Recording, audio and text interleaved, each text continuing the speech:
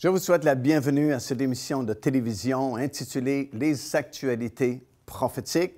Nous sommes en train de voir ensemble beaucoup de choses concernant les événements de la fin, tels que prophétisés dans la parole de Dieu, par plusieurs prophètes, bien sûr, de l'Ancien Testament, mais surtout par Jean sur l'île de Patmos, alors qu'il a reçu cette grande révélation des événements prophétiques qui doivent se produire à la fin des temps et nous conduire au retour du Seigneur Jésus-Christ.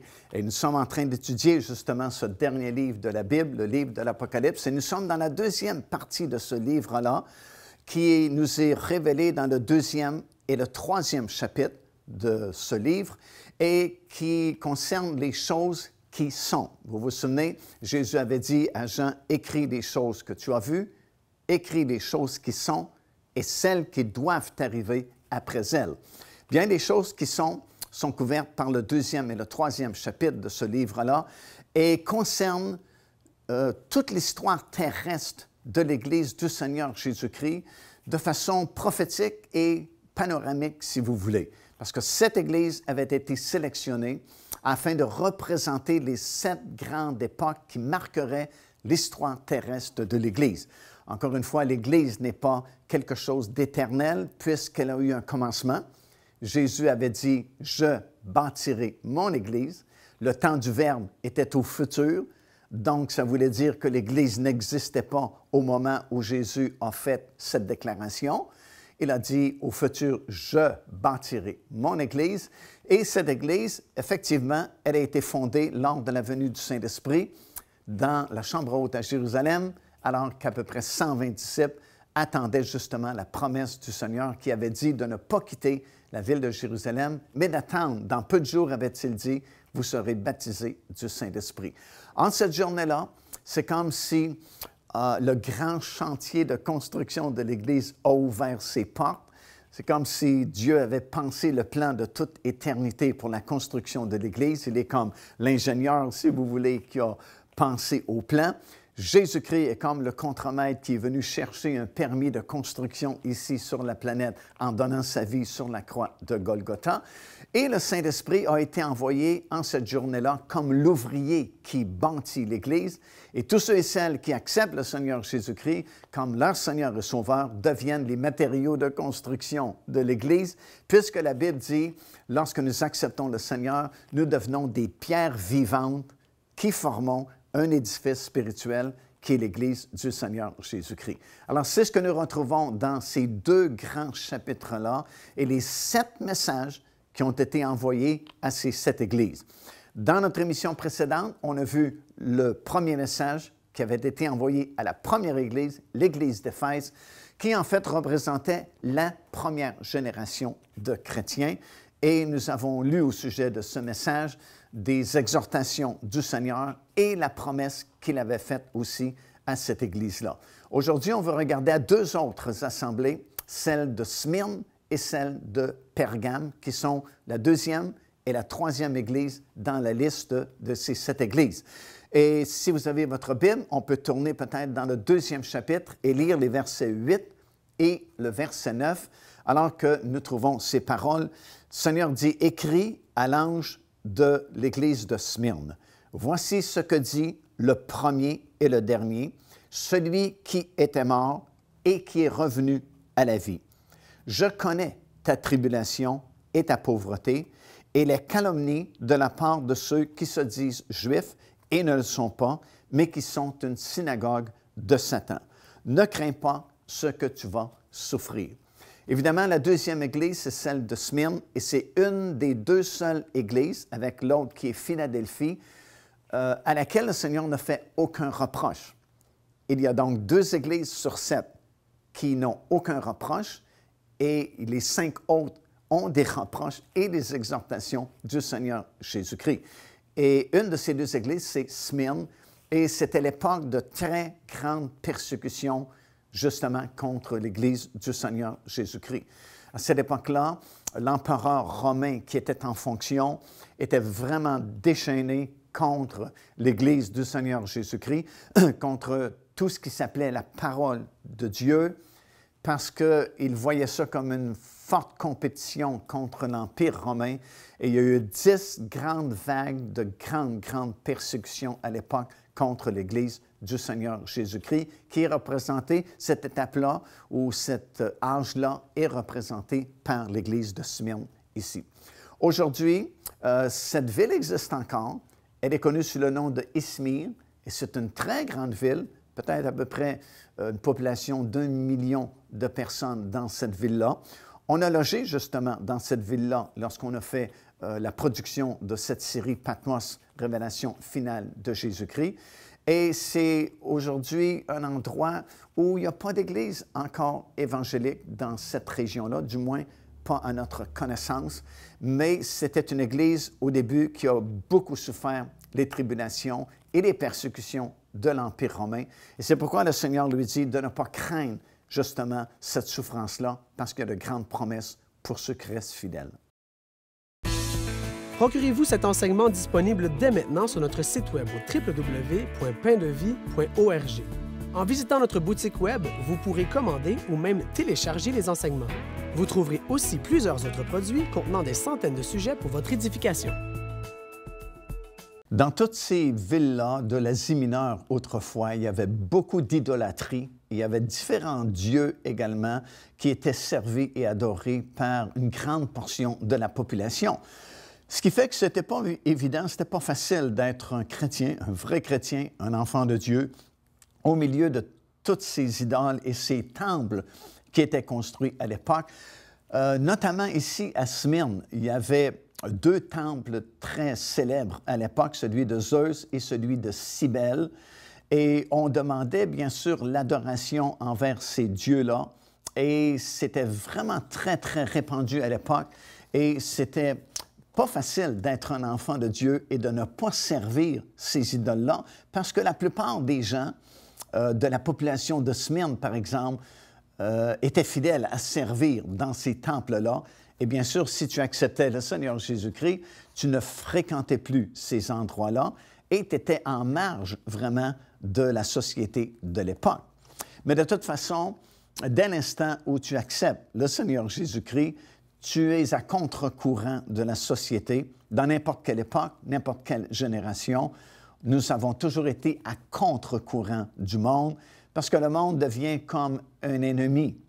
Et la parole de Dieu nous exhorte à ne pas aimer le monde, dans le sens du système du monde, ni les choses qui sont dans le monde, parce que, bien sûr, la parole de Dieu nous enseigne aussi que le monde entier, en dehors de l'Église du Seigneur Jésus-Christ, est sous la puissance du malin, à cause de la chute de nos premiers parents. Alors, c'est vraiment 2 courants très différents, celui de l'Évangile et le courant mondain. Et c'était surtout très accentué à l'époque. Par exemple, nous savons que le pasteur de Smyrne, de l'église de Smyrne, à l'époque, c'était Polycarpe. Et à cette époque-là, les empereurs romains faisaient construire des statues à leur image dans la plupart des villes sous l'autorité romaine et exigeaient l'adoration parce qu'eux-mêmes se prenaient pour des dieux et demandaient l'adoration. Et habituellement, on émettait même un certificat à ceux qui s'acquittaient de leurs devoirs. Au moins une fois par année, on devait adorer la statue de l'empereur dans chacune de ces villes-là. Et bien sûr, si tu as accepté le Seigneur Jésus-Christ, tu ne peux plus faire une telle chose. Et obligatoirement, tu deviens en marge de la société et tu es certainement remarqué parce que tu n'adores plus les statues, parce que tu as connu maintenant le Dieu vivant et réel. Et nous lisons dans l'histoire de l'Église que Polycarpe, qui était le pasteur de l'Église, bien sûr, n'adorait pas ces idoles-là. Et la nouvelle s'est répandue jusqu'aux autorités romaines qui ont voulu le forcer à adorer ces statues-là.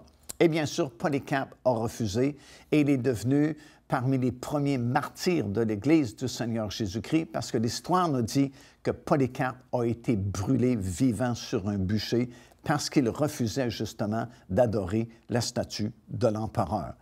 Alors, comprenez qu'à l'époque, c'était une époque très dure, très difficile, parce que l'Empire romain contrôlait toutes ces régions-là et c'est l'empereur qui faisait les lois Et à l'époque de Smyrne, qui représente probablement l'époque entre les années 170 jusqu'à l'année 310 à peu près de notre ère, ce fut de grandes vagues de persécution contre l'Église du Seigneur Jésus-Christ, notamment, bien sûr, concernant l'Église de Smyrne.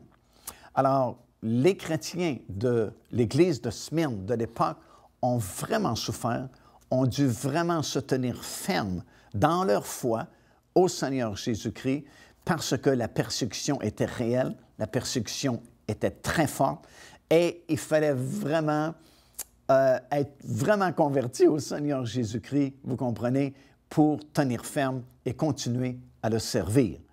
Lorsqu'il y a des persécutions, on dit souvent que la persécution ne détruit pas l'Église, mais rend l'Église plus forte. Parce que la persécution a ce pouvoir de faire le nettoyage, si vous voulez, dans l'Église. Parce que si tu vis des temps de persécution, ben c'est sûr que tu ne joueras pas à l'Église, entre guillemets. Tu ne seras pas un chrétien du dimanche matin. Tu ne feras pas semblant d'être un chrétien parce que c'est au prix de ta vie là, que tu sers le Seigneur Jésus-Christ et que tu t'affiches pour lui. Alors, c'était la condition qui prévalait à l'époque de Smyrne, très grande persécution. Et l'histoire nous dit qu'il y a eu 10 vagues de persécution très intenses contre l'Église du Seigneur Jésus-Christ. Et le message adressé à l'Église de Smyrne se termine encore une fois en disant à ceux qui vont vaincre, ceux qui vont rester fidèles au Seigneur Jésus-Christ, je leur donnerai la couronne de vie et ils n'auront pas à souffrir la seconde mort.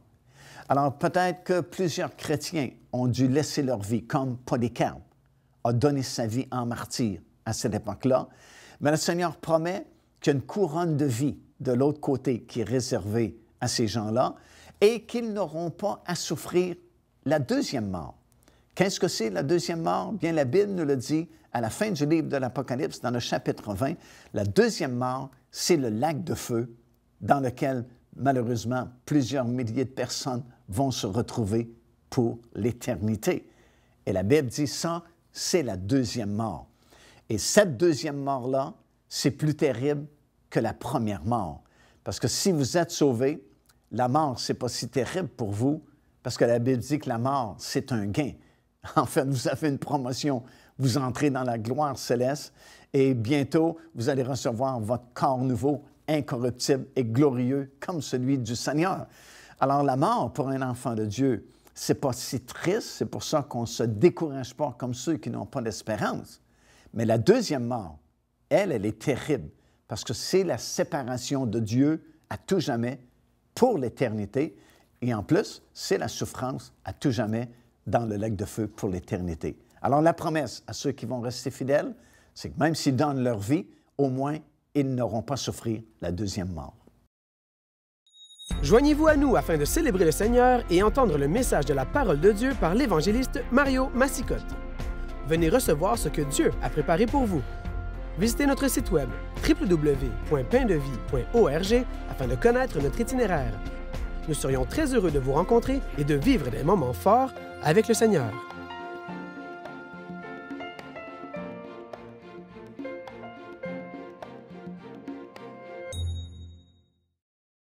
Alors, dans le livre de l'Apocalypse, dans le 2e chapitre et au verset 12, maintenant, nous avons un 3e message qui est adressé cette fois-là à une 3e assemblée, 3e église du nom de Pergame. Et voici ce qui est écrit dans ce texte-là. Ça dit « Écrit à l'ange de l'église de Pergame, voici ce que dit celui qui a l'épée aiguë à 2 tranchants.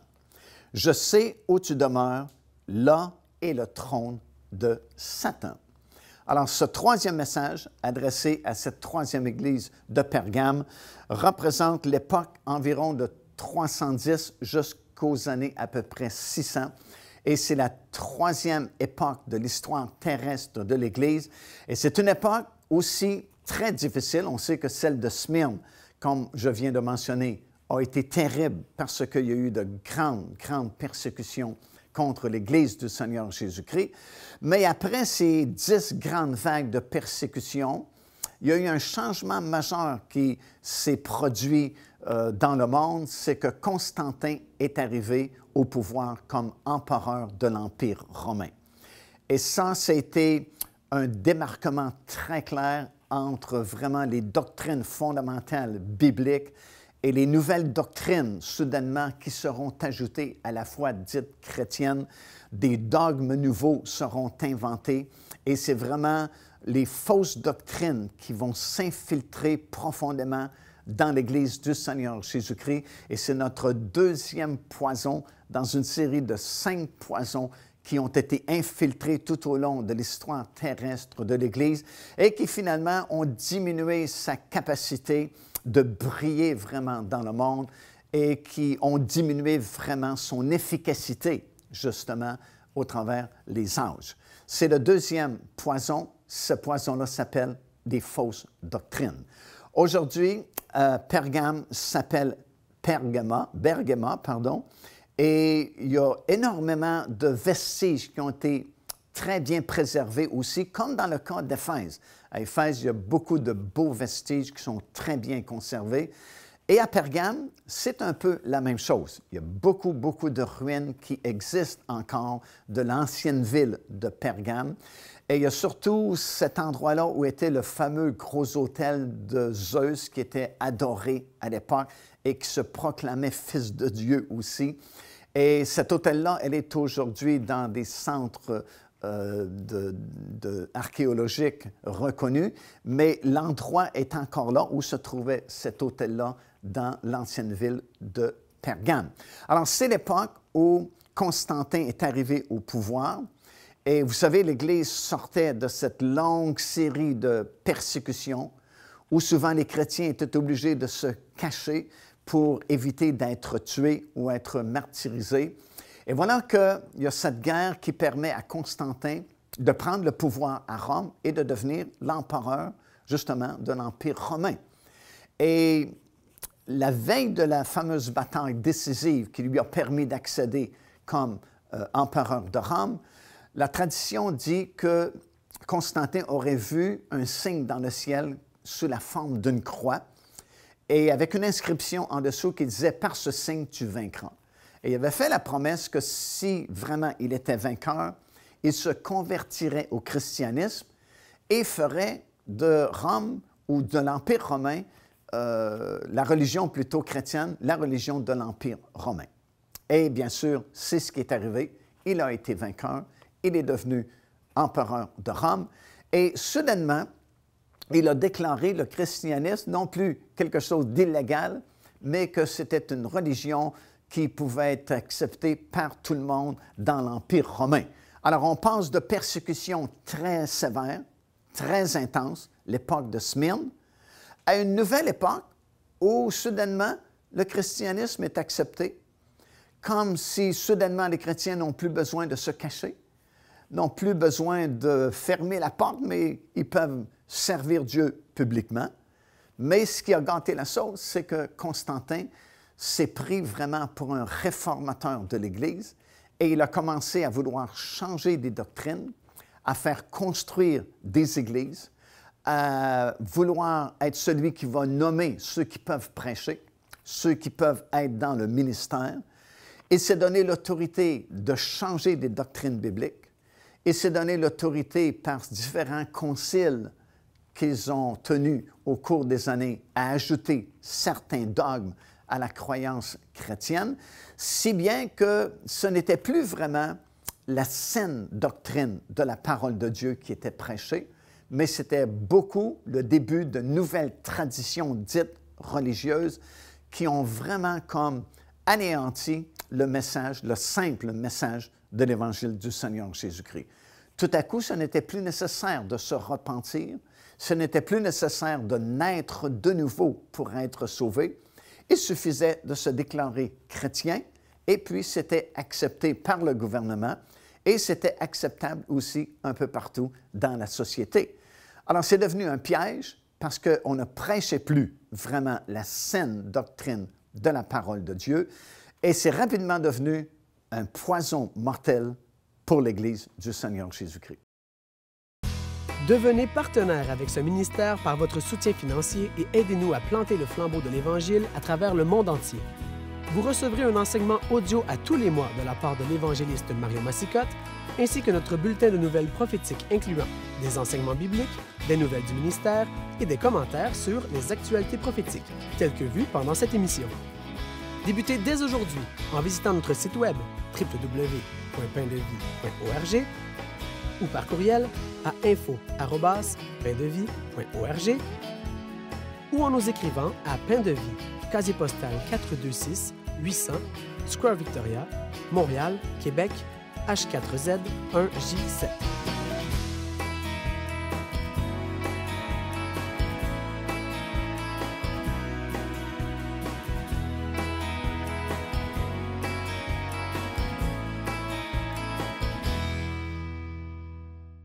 Alors, à l'époque de Pergame, c'est comme si le christianisme a été légalisé. Ce n'était plus une question d'être hors la loi. On n'était pas contre la doctrine de l'Empire romain, mais c'était comme légalisé. Tout le monde pouvait devenir facilement chrétien. Et comme je viens de mentionner, c'est devenu un piège, c'est devenu un poison vraiment mortel pour l'Église parce qu'on s'est éloigné, évidemment, des principes fondamentaux bibliques. Non seulement Constantin a ajouté des dogmes nouveaux, non seulement il a même changé des doctrines fondamentales de l'Église, de la Bible, mais il a voulu s'éloigner de tout ce qui avait l'apparence juive, si bien qu'on a changé même le calendrier de Dieu au profit des calendriers maintenant que nous avons encore aujourd'hui. Et ce faisant, il a changé les fêtes bibliques mentionnées dans le calendrier de Dieu, qu'on retrouve surtout dans le livre du Lévitique, dans le 23e chapitre, alors que Dieu avait établi 3 grandes fêtes annuelles qui se subdivisaient pour former 7 grandes fêtes, la fête de la Pâque, la fête de la Pentecôte et la fête des Tabernacles. Mais à l'époque de Constantin, on a voulu s'éloigner vraiment de tout ce qui avait l'apparence juive, si bien qu'on a changé les fêtes bibliques au profit de fêtes païennes qu'on a déclarées maintenant fêtes chrétiennes. Et Constantin voulait plaire au plus grand nombre de personnes possible. Et par exemple, on a décidé que Jésus était né le 25 décembre, la fameuse fête de Noël que nous fêtons encore de nos jours. Bien, c'était déclaré fête à cette époque-là. Et on a déclaré avec l'autorité de Rome que Jésus était né un 25 décembre. Évidemment, c'est faux. Jésus n'est jamais né un 25 décembre, mais ça établit une tradition que la plupart des gens croient et respectent encore aujourd'hui. C'est comme la fête de la Pâque. On a institué une Pâque chrétienne, dite chrétienne, entre guillemets, pour s'éloigner de la Pâque juive. Mais la Pâque chrétienne, vraiment, avec les chocolats et les lapins, ça n'a rien à voir avec la vraie signification de la véritable fête de Pâques qui parlait autrefois de la rédemption du peuple juif hors d'Égypte, mais qui parle maintenant de la rédemption que nous avons dans le Seigneur Jésus-Christ, qui est devenu notre Pâque, comme Paul va enseigner aux Corinthiens. Et à compter de ce moment-là, l'Église du Seigneur Jésus-Christ a beaucoup plus été influencée par la culture gréco-romaine que la culture juive.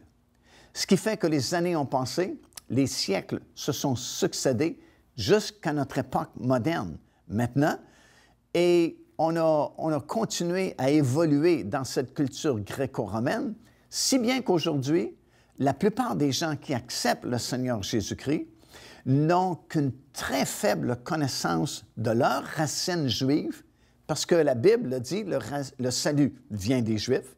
Jésus-Christ lui-même était juif. Les apôtres, au tout début, étaient tous juifs. La première Église qui a été fondée à Jérusalem était constituée de Juifs. C'était à 100% des Juifs qui composaient l'Église de Jérusalem. Donc, nos sources sont là. La parole de Dieu est un livre qui vient des Juifs, d'Israël. L'Ancien Testament, tous les prophètes, c'était parmi le peuple juif. Donc, ce sont vraiment les racines du christianisme. Mais à l'époque de Constantin, on a voulu s'éloigner de tout ce qui avait apparence juive. On a changé, comme j'ai mentionné, les doctrines, les dogmes. On a même changé les fêtes juives pour des fêtes dites chrétiennes qui, finalement, n'ont rien à voir avec les fêtes bibliques ou la signification des fêtes bibliques. Et c'est pourquoi, nous qui acceptons le Seigneur Jésus-Christ aujourd'hui, on a très peu de connaissances vraiment de nos racines juives parce que l'Église a été influencée beaucoup plus par la culture gréco-romaine que la culture juive.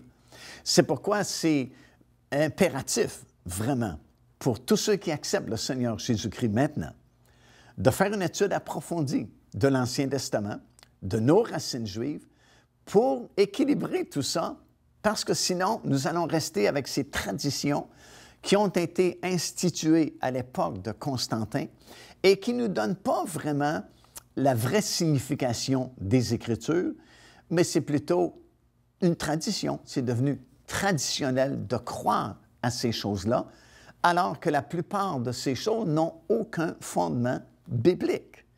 Et c'est à l'époque de Pergame, dans ces années-là, à l'époque de Constantin, que ces choses ont commencé à arriver, à se produire, qui ont été perpétuées au cours des années, au cours des siècles qui se sont suivis.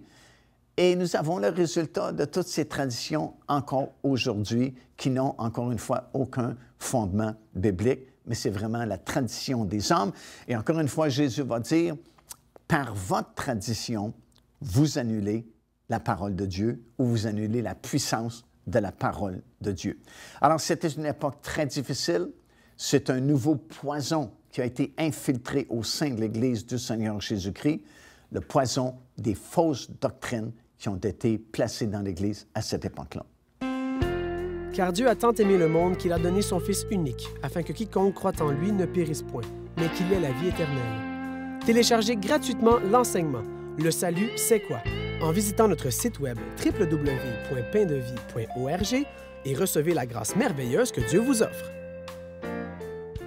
Alors, de nos jours, ces anciennes traditions qui se sont infiltrées dans l'Église à l'époque de Constantin sont bel et bien vivantes encore de nos jours. Et c'est pourquoi c'est important de revenir à la simplicité de la parole de Dieu. Et nous vivons à une époque vraiment où nous sommes très privilégiés parce que c'est facile de trouver une Bible, c'est facile de trouver la parole de Dieu. On peut en trouver facilement un peu partout, tandis qu'à ces époques-là, c'était beaucoup plus compliqué d'avoir une Bible, de trouver la parole de Dieu, de connaître la vérité. Alors, nous vivons une époque vraiment privilégiée et je voudrais bien que chacun d'entre vous puissiez vraiment venir à la connaissance de la parole de Dieu. Comme j'ai mentionné, c'est facile de vous trouver une Bible. Si vous n'en avez pas, communiquez avec nous. On va vous donner un Nouveau Testament. Ça va nous faire plaisir de vous le faire parvenir tout à fait gratuitement afin que vous puissiez venir à la connaissance de la vérité. Jésus a dit un jour, c'est dans Jean chapitre 17, il priait son Père, le Seigneur, il a dit « Ta parole, c'est la vérité ». Alors on a le choix, croire à des traditions humaines ou croire à la parole de Dieu. Mais c'est mieux de croire à la parole de Dieu parce que Jésus a dit, le ciel et la terre vont passer, mais ma parole ne passera jamais. Elle est là pour l'éternité.